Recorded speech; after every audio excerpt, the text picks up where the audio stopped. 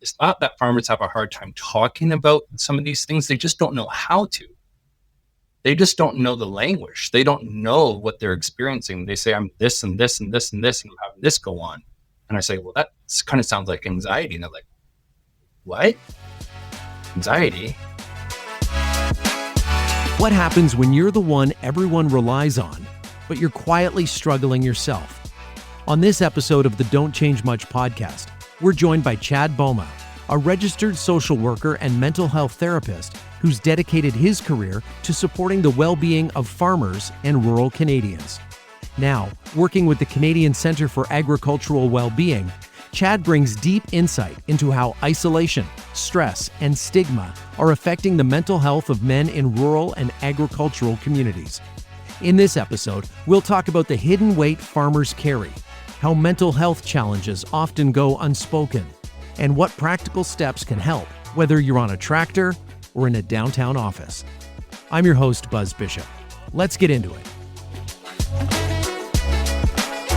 So Chad, you grew up connected to farming, firsthand experience of the joys and challenges of farm life. What did you do around a farm growing up?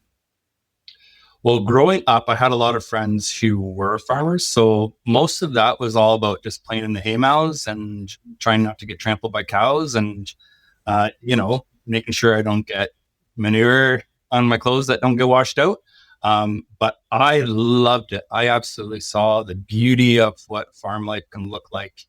Also the busyness, but I have a lot of fun stories of being on farms. One of them including being with a buddy and in the cab tractor while they were doing haylage, and we were playing cards in the back of the tractor, and his dad took the deck of cards and said, you guys want to play 52 card pickup? We're like, what's that? Chucks it out the back window, goes through the harvester, and just goes everywhere. Oh, jeez. So hilarious. Yeah, it was pretty awesome. Okay, so you didn't grow up on a farm, but your friends had one. Is that kind of like, I don't know, like growing up without kids and saying kids are awesome? You got to play with them, but you didn't have the full responsibility? Exactly. And there was never an expectation for me to do chores when I was at my friend's house. And then in retrospect, I realized just how easy I got off. Right. So no, the growing up part of it was just about enjoying it and being around it and playing on them. But then I got to be able to work on them for a couple summers as well during the university summers. And I absolutely loved that work. Loved it. What kind of stuff would you do? Was it Yellowstone work or what were you doing? Yellowstone. Well, there's some Yellowstone stuff. Definitely doing small squares, square bale. That is not the funnest job in the world, although it's definitely hardworking. My favorite job, and I tell this to everybody, was being an open cab tractor, raking hay. And it was like sitting in a Muskoka chair with your feet up and on cruise control. You get all the smells of the hay drying and the fresh cut hay, and you get a nice sunburn. Back when I was chiseled, that worked out well for me as well. So yeah, 2 birds, 1 stone. So yeah. Okay, so what were you taking in university while you were working on the farm? Yeah, I was doing my social work degree, so my undergraduate social work degree. And a buddy of mine, actually, I had gone to college with him my first round of college, and we were roommates. And his parents owned a dairy farm just outside of Tillsonburg, Ontario. He still runs look at you and the farmers again. Yeah, he actually still runs it with his boys still right now out of Brownsville. And so I had an opportunity to go work with one of my close friends and work under his dad. Best boss I've ever had in my entire life, too, by the way. So you do your social work degree, and then you've got to find out how you're going to make it work. How did it lead to the Canadian Centre for Agricultural Wellbeing? Yeah, I just went straight into my career. And I went straight into doing some child welfare work, and then I got into therapy, and I became a therapist. And it wasn't until about right before COVID hit, so 4 or 5 years ago now, I guess it is, that I thought, oh man, I would love to have a private practice in a small rural town, just serving that rural community, because I love rural communities. I love kind of the socialization of it. I like the small town atmosphere. It'd be cool just to be able to hit that demographic. And I thought, well, even more so, it would be really cool to go work with farmers and stuff like that. And so drive the cab, get a tan. Exactly, exactly. But I don't say any of that though, because they would put me to work if they Yeah, they they would. offered it. But then I reached out to one of like the lead researchers at University of Guelph, and they connected me to like my now boss, and she's a dairy farmer out in Eastern Ontario. She's one of the founding members of the Canadian Centre for Agricultural Wellbeing, along with some other fantastic women. And like literally, my wife says to people like Chad's doing his dream job. He gets to do therapy, and he gets to go to farming trade shows and just talk to farmers, which is true. Right. So what Yeah. is the Canadian Centre for Agricultural Wellbeing? Is it shrinks for farmers? I don't know. No, so well, I mean, there's a couple of us therapists that are part of the group, but the center was started up several years ago by one of them being one of the lead researchers in Canada around farmer mental health, Yeah. and she got together with a couple other people in Ontario that were doing this advocacy work, and one of them had their own clinics as well that was specifically for farmers. She's a dairy farmer herself, so she knows firsthand what the life looks like. And they started up this center. It's all based off of the research that's come out of University of Guelph and through Dr. Jones and through Dr. Hagen are their names. Our CEO is Dr. Hagen. And out of the research, we've developed programming and a whole suite of programming now that we offer and that we're trying to get across Canada. And it's very rapidly training into something pretty amazing to be a part of. So what kind of research and what sort of things are you discovering about that's unique for a farmer's mental well-being? Yeah. So, I mean, some of the research that was done, and this is like in 2021, this is kind of the starting point for where we develop our programs out of. They found that 70% of farmers who were part of the studies reported to experience moderate or high stress levels. And then also another research study suggested that 45% of farmers wouldn't reach out for help due to the stigmas that are surrounding kind of like help-seeking behaviors and stigmas around mental health in some of these communities and for farmers. So that was a huge stat for us. One in farmers also reported thoughts of self-harm or suicide. And at the time of the study, they reported that within the last 12 months of that study. So that's really significant. And then, another big stat is that that suicidal ideation is twice as high in farmers compared to the general Canadian population. So do you think then having a niche that says agricultural wellness, we worked on dairy farms, we grew up in this community, we understand your unique sense of life, your situation, and then when you brand it as agricultural well-being, is that more of an open door? that is the attempt. I think that's definitely the mission for what the organization is trying to do. None of us would say that we know everything about agriculture or what farmers' experiences actually are, because there's such a diverse field too, right? That industry is so big. So the experiences of, a Western rancher might be totally different than a potato farmer on the East Coast. So, I mean, for us, some of our staff members and founders are farmers themselves, which really makes that connection. And we've always been about making sure that our programming it's directly going to improve farmers' lives. So they are our main stakeholders that inform our programming. If they tell us it sucks, guess what? We're not going to do it. Right. So we want to make sure that it's actually relevant, specifically for this population that, historically and what the research shows has a hard time asking for help. So why would we want to provide any kind of supports that they're not actually even getting used in the first place? Well, when you think about it as a stereotype, anyways, farmers are self-sufficient, they're hardworking, they just get her done. But at the same time, they have a sense of community to pitch in and help each other out. I'm reminded of the Paul Harvey essay, God Made a Farmer. Delivers this in 1978, the Future Farmers of America convention. And it's just, God needs somebody to clear trees, heave bales, fix broken legs. And so he made a farmer. And it's like the list is long, and anything that he forgot in the first 7 days, this eighth day, here comes the farmer. And right? And it's that framing of hard, selfless work that's kind of become the brand of a farmer ever since. Yeah. I think absolutely. And that value has been passed down generationally too. That's always been instilled in farming culture. And this is why we always have to, we remind people and we train them and we tell them that farming isn't just a job for the farmers. It's a complete lifestyle. So it encapsulates their entire identities. Their entire identities are about the farm, the farming community, working hard, having that work ethic, being the jack of all trades, being able to solve their own problems, because that's actually true. That's pretty amazing.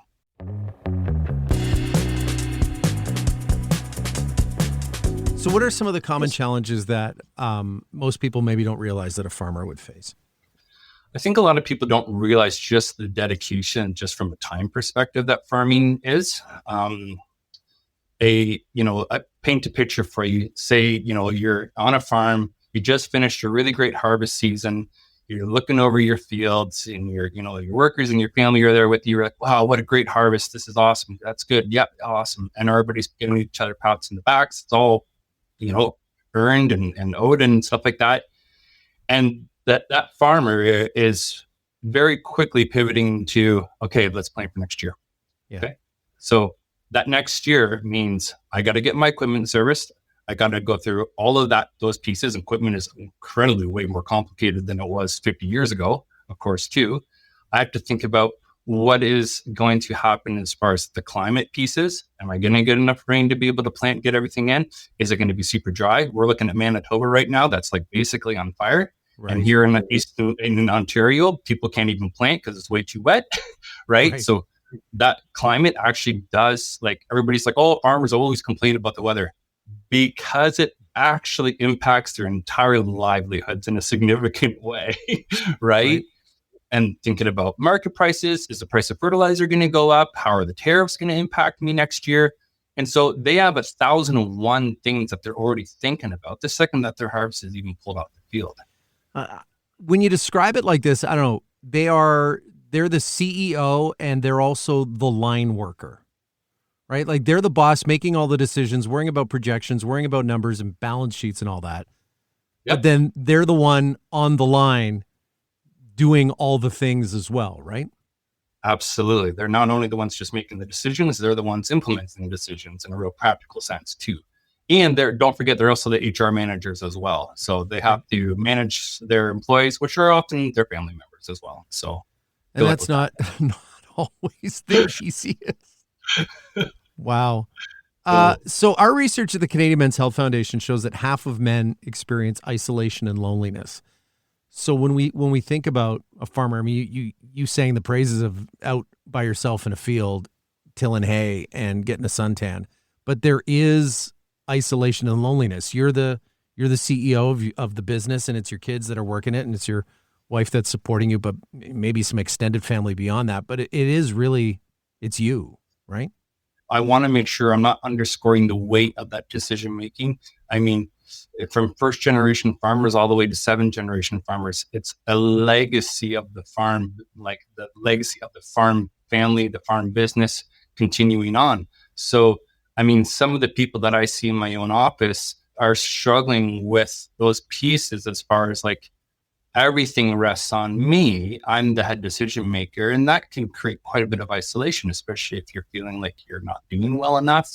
If you're having struggles, you can't find the solutions to some complicated problems. And this is where mental health really comes into play, because it doesn't matter if you're like the best farmer in the entire world. If you're experiencing mental health issues, you're going to have that decision-making paralysis, and you're going to struggle with anxiety. You're going to struggle with depression. So like energy, motivation, those things are detrimental for farms operationally. And a lot of farmers, it's almost like they are not able to like recognize, to give themselves permission that they have this stress, because they just work through it. They just do it. So if a challenge comes up, they just have to do it.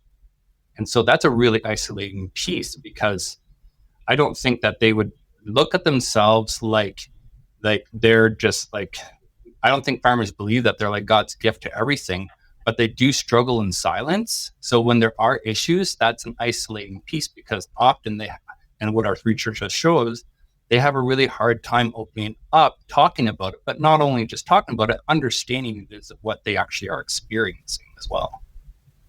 When you talk about the generational stuff, it's kind of, yeah, you take 2, 3, 5, 7 generations deep, and it's like, mentioned Yellowstone briefly before, but it is that kind of thing when we look at all of the series of it.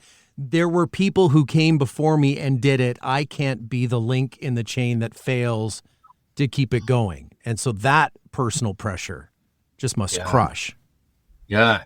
And one of the things that we actually are working on right now with another organization is something called succession planning. So succession planning is a really unique contributing factor to farmers' mental well-being, because succession planning is, if have the farm right now and I need to move out of the way, or want to, don't tell a farmer they'll retire, they'll never retire.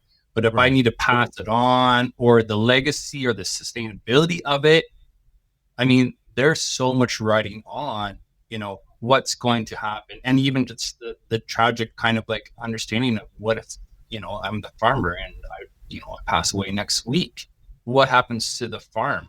And when there's not a succession plan in place, or an understanding or communication that's done, farm operations can crumble because of those things. And then there's a bit of there's communication and conflict too with family members below and above, right? So they get sandwiched in the middle. It's really quite complex. You said farmers have a harder time expressing themselves, admitting that they can talk to other people. How do they typically view mental health as a contrast with their physical health?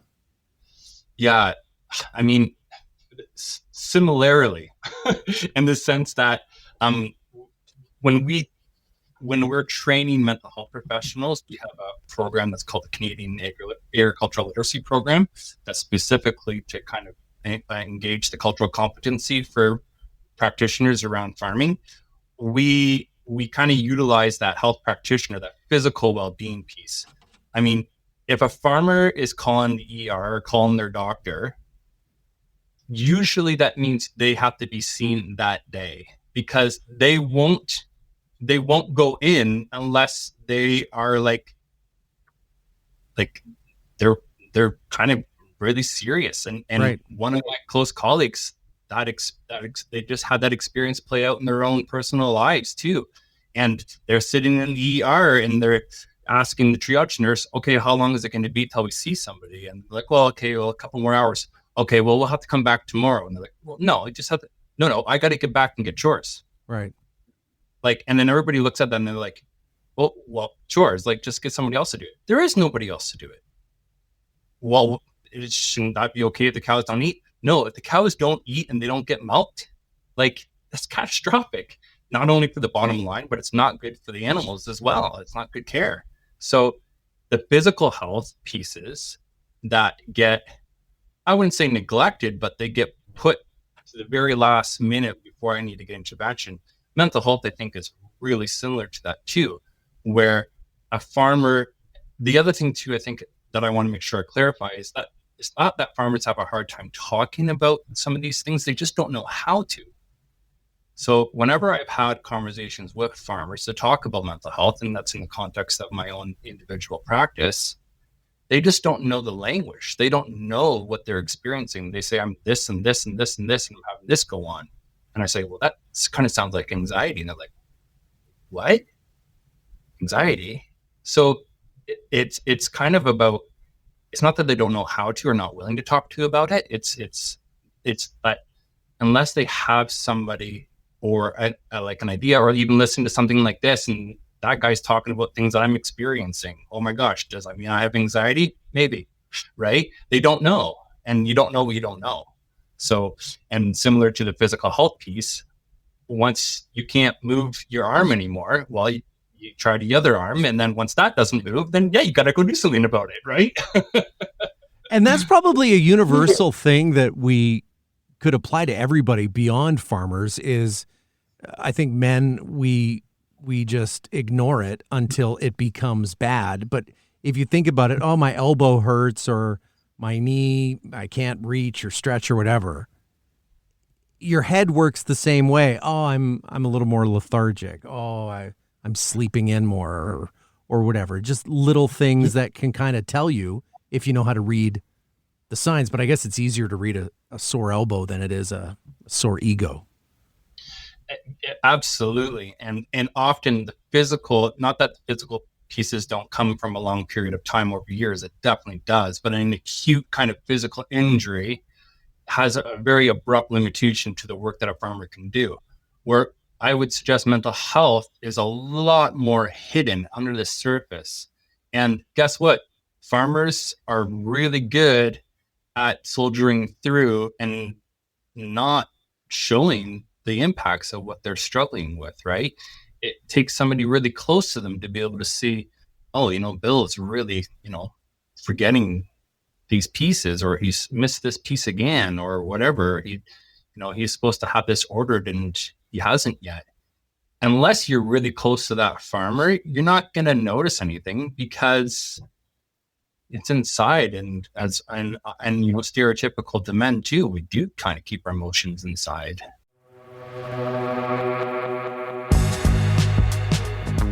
How would you know that somebody is heading towards an issue and needing help if somebody can't recognize it on their own?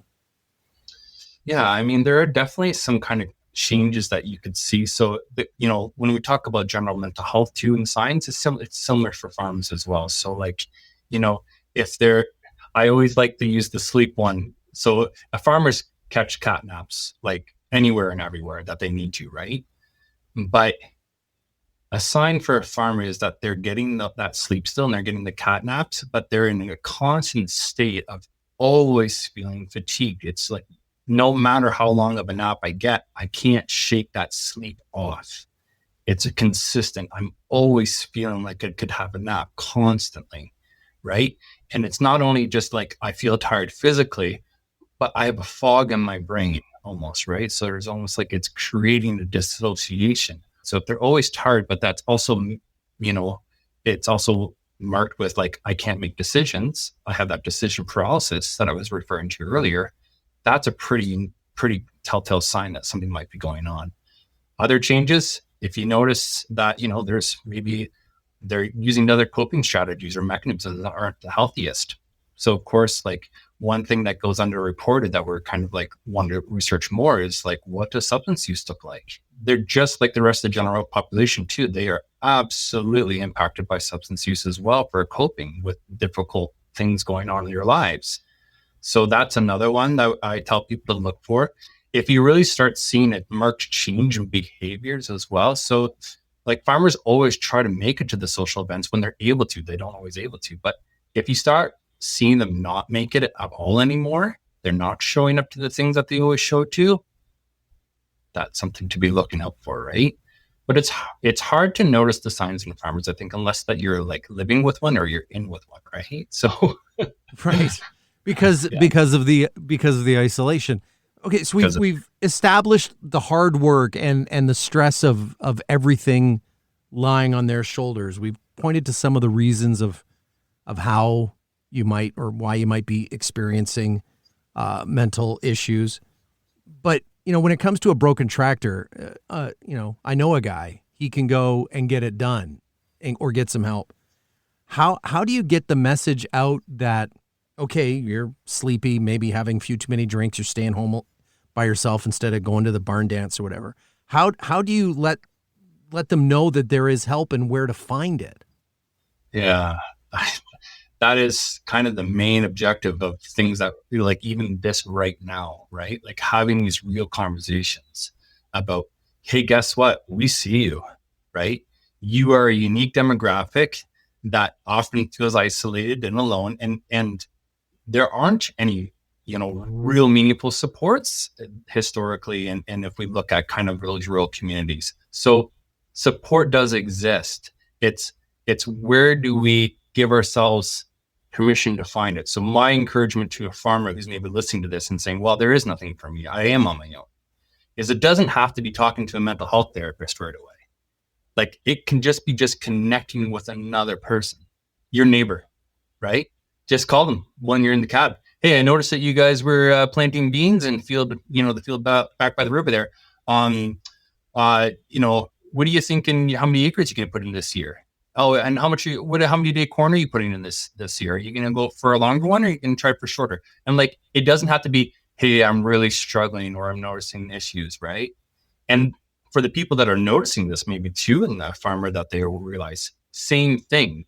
You don't need to call them up and be like, hey, Bill, are you depressed? You look depressed. You sound depressed, right? Because obviously it's their own readiness to be able to talk about it. So it all starts with a conversation. And for the supporters and for the people who are advocates like you and myself, our job is just to listen, right? Our job is just to say, hey, like, there's a lot going on, isn't there? Yeah, we don't need to solve their problems for them, right? But we can just tell them that they aren't actually alone, that there are people to talk to. And this is the work that we're trying to do, right? Is we're trying to advocate for supports for farmers and say, can you reach out?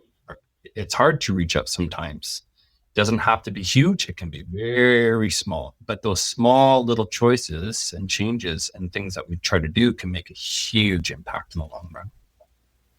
Isn't sometimes just talking about your issue, and you don't necessarily always need a professional therapist to guide you to the solution. You just talking it out, where you need to go. You just need to say it out loud and have somebody listen with the stress and just support along the way. Yeah. One of the things that we have, one of our programs, it's called In the Know, is how to be a supportive listener for farmers when they're struggling. And it's all based on empathy and validating, right? So how do you listen to a farmer and actually understand their unique stressors? You don't have to understand it like intricately so that you know everything, but to be able to appreciate and say, that sounds like a lot. Yeah. Like, you don't have to find the solution for them, but for them too, what if 2 years ago their dad passed and that's the person that they talk to all the time about things that they were going to do at the farm, and now they don't have that anymore? I mean, you're not going to replace their dad, obviously, but that's something to think about, right? It's like, okay, maybe they need just to talk things through and kind of get an understanding of maybe what they're own feeling. I don't know about you. For myself, though, when I have the ability to talk what I'm struggling about with people in my support circles, I didn't get anything solutions. I just feel, I feel heard, I feel validated, I feel supported. And like, that is such an amazing impact for people, I think. Okay. So how do you combat the feeling of dumping on somebody? If somebody's listening to this and they're going through all these stresses right now, and okay, we know conversations are important and we know listening is important. How do you have a valuable conversation without feeling like you're dumping your problems on somebody? I think that you might not be able to get away from that feeling. I think that's a pretty understandable feeling to have, especially when you have a reluctance to share in the first place, right? You don't want to put your problems onto somebody else, right? These are your own issues that you got to deal with. But I would suggest that, for the people listening too, it's their jobs also to say hey, this is too much for me to handle. But for the most part, people are really good at listening. They might not know what to say all the time, but they're really good at listening. So if you're worried about dumping on somebody else, I think that's a good indication for you to say that maybe I need to up my support to a professional at that point then too. Because we are trained and paid to get dumped on all the time, and we love it. And we love supporting people through that. He loves it almost as much as riding a cab in the summertime picking up hay. That's right. So the Canadian Centre for Agricultural Wellbeing, how do people find you? How can somebody, I don't know, leave a little note, a sticky note on a cab or something for people to reach out? And you talked about Western ranchers and PEI potato farmers, and you're in the middle and dairy country in Ontario. Are you helping everybody? Trying to, yeah. So we're Canada-wide. So, people can go to our website, which is ccaw.ca. And all of our programs is on there. I'll send on a link as well, like an infographic that hopefully we can put up in this podcast that shows our crisis line that's available Canada-wide. So the number for that is 1-866-FARMS-01 or 1-866-327-6701. This is 24/7. It's free. It's confidential. It's unlimited for farmers to reach out and you can be in the cab, you can be in the milk house, you can be, at the dealership, you could be anywhere. And if you're struggling and you just need to talk to somebody, this is something that we are hoping that will. We just launched it in February with the help of the FCC, which is an awesome partnership to have, and we are hoping that farmers can use it. It's confidential. You don't need to be around anybody. You don't have to make a big deal out of it. It's just a simple way, a small way, but a meaningful, impacting way that hopefully that we can reach some farmers, especially the ones that are some of those risk factors that I was issuing earlier, right? Especially around the suicidal ideation, right? We know that it's hard for farmers, it's hard for men to ask for help when things are really bad.